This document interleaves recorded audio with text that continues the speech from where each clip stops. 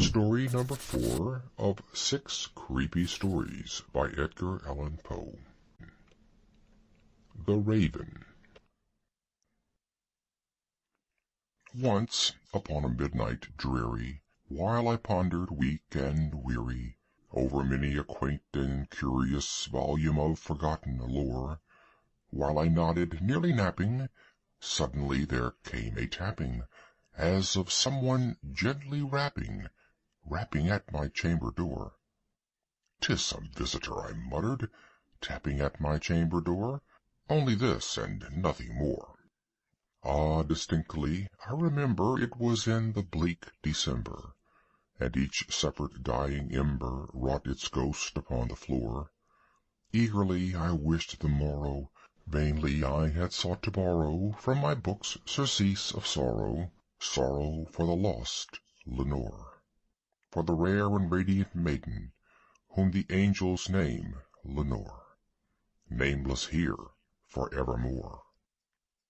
And the silken, sad, uncertain rustling of each purple curtain thrilled me, filled me with fantastic terrors never felt before, so that now, to still the beating of my heart, I stood repeating, "'Tis some visitor entreating entrance at my chamber door, some late visitor entreating entrance at my chamber door, this it is, and nothing more." Presently my soul grew stronger, hesitating then no longer.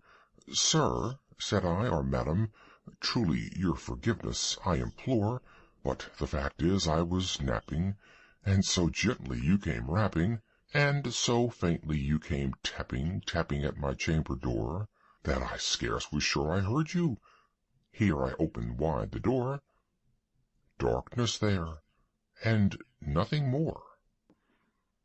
Deep into that darkness peering, long I stood there wondering, fearing, doubting, dreaming dreams no mortal ever dared to dream before. But the silence was unbroken, and the stillness gave no token, and the only word there spoken was the whispered word, "Lenore?" This I whispered, and an echo murmured back the word, "Lenore." Merely this, and nothing more. Back into the chamber turning, all my soul within me burning, soon again I heard a tapping somewhat louder than before. "Surely," said I, "surely that is something at my window lattice. Let me see then what thereat is, and this mystery explore. Let my heart be still a moment, and this mystery explore. 'Tis the wind, and nothing more." Open here I flung the shutter, when, with many a flirt and flutter, in there stepped a stately raven of the saintly days of yore. Not the least obeisance made he, not a minute stopped or stayed he, but with mien of lord or lady, perched above my chamber door, perched upon a bust of Pallas just above my chamber door, perched and sat, and nothing more. Then this ebony bird beguiling my sad fancy into smiling, by the grave and stern decorum of the countenance it wore, "Though thy crest be shorn and shaven, thou," I said, "art sure no craven, ghastly, grim, and ancient raven, wandering from the nightly shore. Tell me what thy lordly name is on the night's Plutonian shore." Quoth the raven, "Nevermore." Much I marvelled this ungainly fowl to hear discourse so plainly, though its answer little meaning, little relevancy bore. For we cannot help agreeing that no living human being ever yet was blessed with seeing bird above his chamber door, bird or beast upon the sculptured bust above his chamber door, with such name as Nevermore.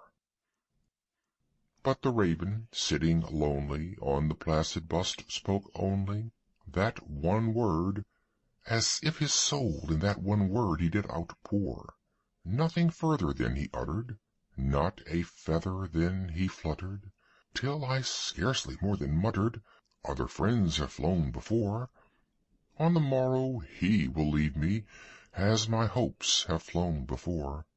Then the bird said, Nevermore. Startled at the stillness broken by reply so aptly spoken, Doubtless, said I, what it utters is its only stock and store. Caught from some unhappy master, whom unmerciful disaster followed fast and followed faster, till his songs one burden bore, till the dirges of his hope that melancholy burden bore, of never, nevermore. But the raven, still beguiling all my fancy into smiling, straight I wheeled a cushioned seat in front of bird and bust and door.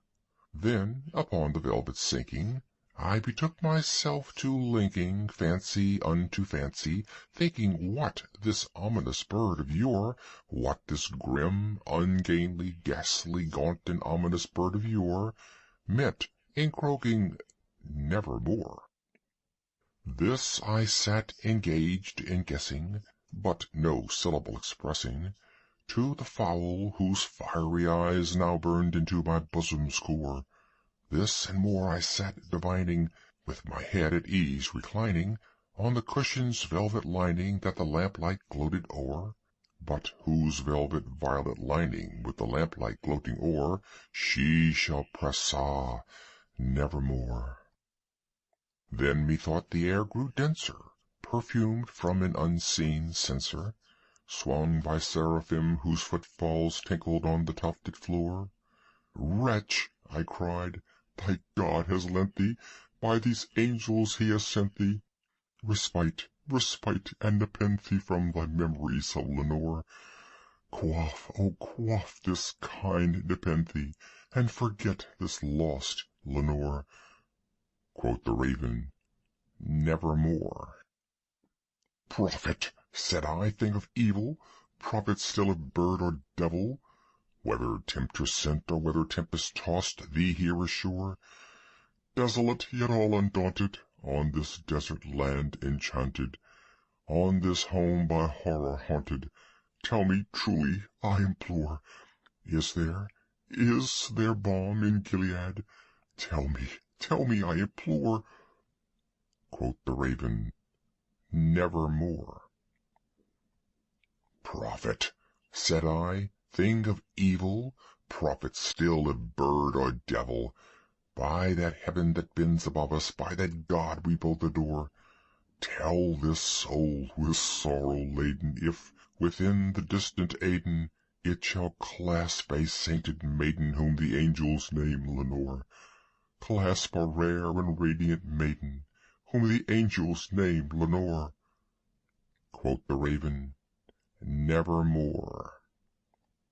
Be that word our sign of parting, bird or fiend, I shriek, upstarting, get thee back into the tempest and the night's Plutonian shore. Leave no black plume as a token of that lie thy soul hath spoken. Leave my loneliness unbroken. Quit the bust above my door. Take thy beak from out my heart, and take thy form from off my door. Quoth the raven, Nevermore. And the raven, never flitting, still is sitting on the pallid bust of Pallas just above my chamber door, and his eyes have all the seeming of a demon's that is dreaming, and the lamplight o'er him streaming throws his shadow on the floor, and my soul from out that shadow that lies floating on the floor shall be lifted nevermore. End of The Raven.